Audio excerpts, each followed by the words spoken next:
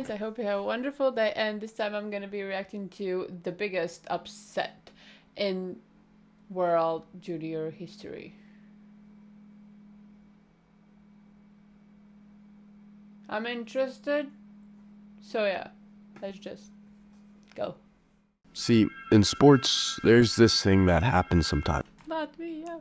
It's a sort of phenomenon where a team comes into a game so confident of their win that they don't even see it as a competition. They've already convinced themselves that the victory's theirs, even before the game starts. But then reality sets in. That overconfidence starts to unravel the moment things don't go as planned. You miss a pass you normally make, your timing feels off, mental mistakes start piling up. Turnovers, sloppy defensive plays, miscommunication. You start second-guessing yourself. Canada? Is he talking about Canada? On the thumbnail there was Latvian, so I was interested. I don't understand anything.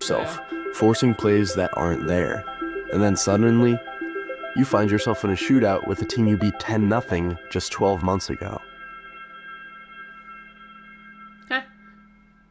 What the f*** just happened? We just witnessed probably the biggest upset ever in the history of the World Juniors. And if you watch my recent video, you know that this tournament is filled with history. I mean, we've seen Kazakhstan beat Canada in 1988, or even Belarus beating Sweden in 2002, but I don't think anything comes close to what Latvia just pulled off. They were plus 4,000 to win this game, and you couldn't even bet on Canada to win because the books thought it was such a no-brainer. It wasn't even fathomable that Canada could lose this game.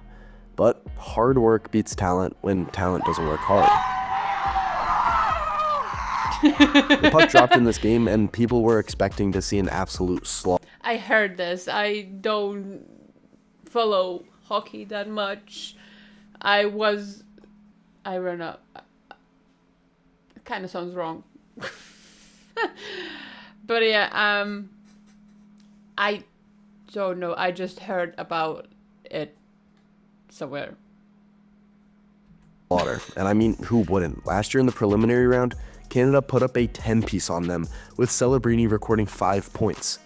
Take it to the all-time record, Canada's 4-0 against Latvia in World Juniors, outscoring them 41-4. Pretty much, they were due to score 10 goals every single time they played Latvia, and even more so with this roster. You have Gavin McKenna, the 17-year-old phenom who's already being called the future first overall pick in 2026. Alongside Porter Martone and Matthew Schaefer, two of the top prospects for next year's draft. Returning players like Easton Cowan, Braden Yeager, and Carson Radkoff added experience and firepower. This team was loaded with NHL talent at pretty much every position. On paper, they were unbeatable, a team built to dominate and bring home yet another gold medal for Canada. Honestly, it's hard to even imagine how Latvia could keep up with this team, let alone pull off a win against this roster. But that's exactly what makes what's about to happen just even more unbelievable. The teams were surprisingly tied at the end of the first period. But it's not like it was even. Canada had their chances and even thought they scored at one point, but it was just a close call. Two things went wrong this period. One, they didn't score. They came into this game as heavy favorites, and even that's probably an understatement. Sportsbooks had their spread at around 5.5 or 6.5, and if you don't bet on sports, it's basically like saying, this game's already over, we're just deciding by how much.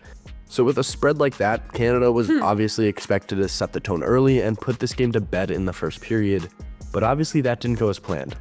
Instead, they let Latvia hang around with them and even catch them off guard at times. They even gave them 2 power plays, which, I mean, they didn't score on, but it still lets them get a feel for the game and get some shots on goal, which they had 9 of, just 3 less of Canada.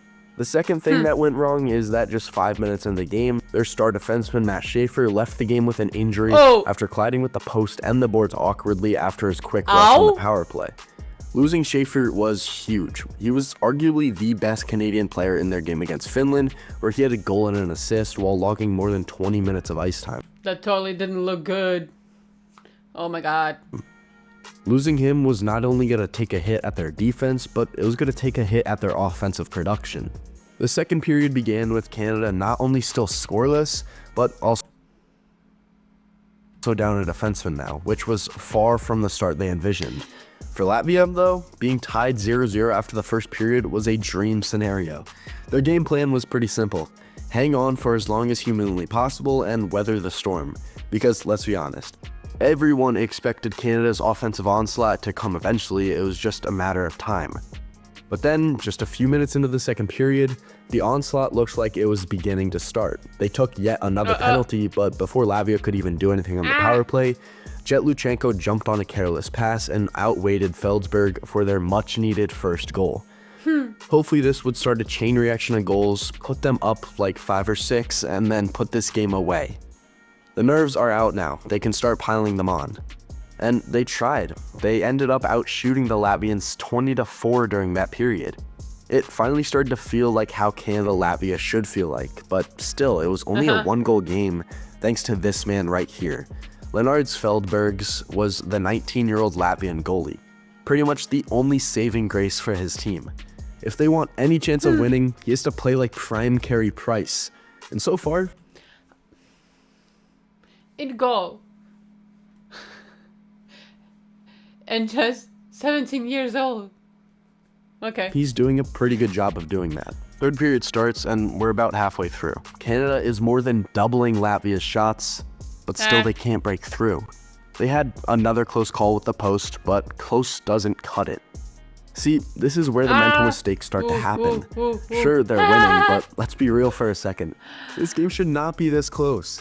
Canada was winning gold medals before Latvia had even played a game in this tournament for the first time. The difference between these two hockey programs was night and day. The province of Ontario alone has almost 8 times as many people as all of Latvia. This game should have been over 40 minutes ago. But yet, here we are. 6 minutes left, and Canada is still giving Latvia a chance by putting them on their 6th power play of the game. And then, after failing to get the puck out, then failing to cover your man, the game is tied. Osmanis works it, feeds it back from the score! Matejko, power play goal, and Latvia's tied the game with 6:42 to go in the third. And although this goal is riddled by Canadian errors, you can't discredit Latvia.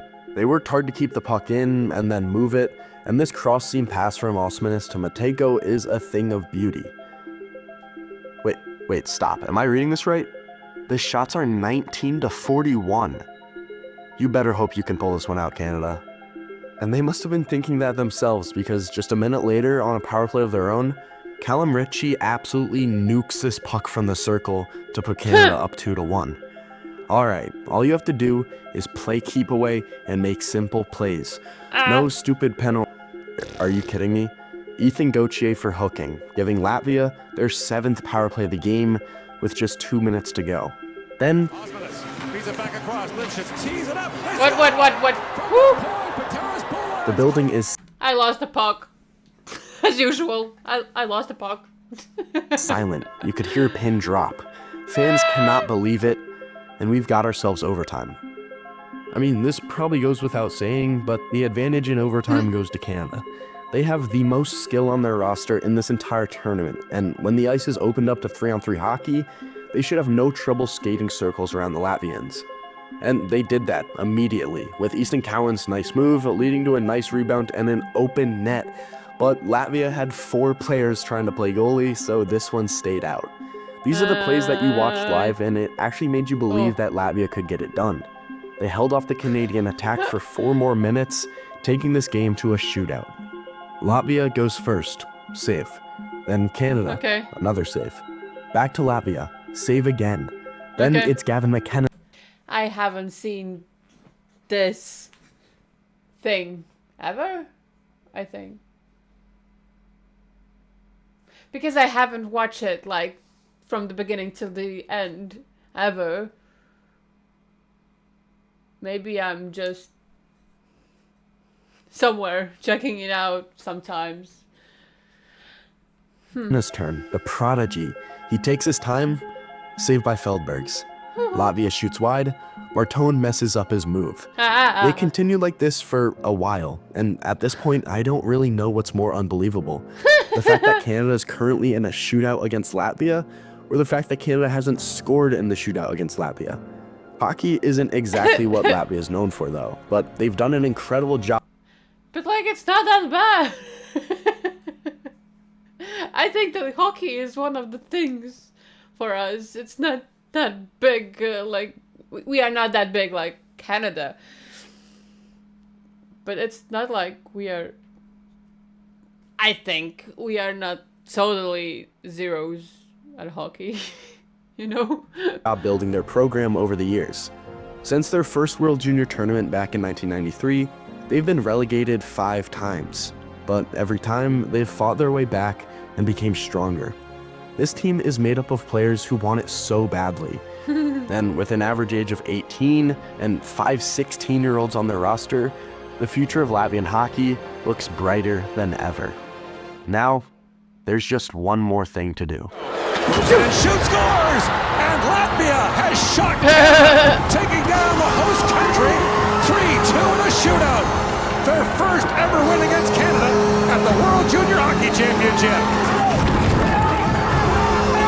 One of the biggest upsets in the history of this tournament. Mama, tēti, brāli, sveicieni visai ģimenei! Draudzene, es tevi mīlu!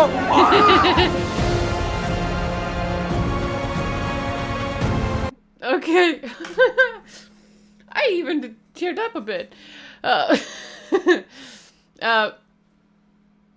Actually, yeah, every time when I'm hearing we are fighting with Canada, there is just one thing that I'm thinking. It's almost impossible because, I don't know, I think the Canadians, at least the hockey players, are just living on the ice like all the time, and they are just on another level, but this one...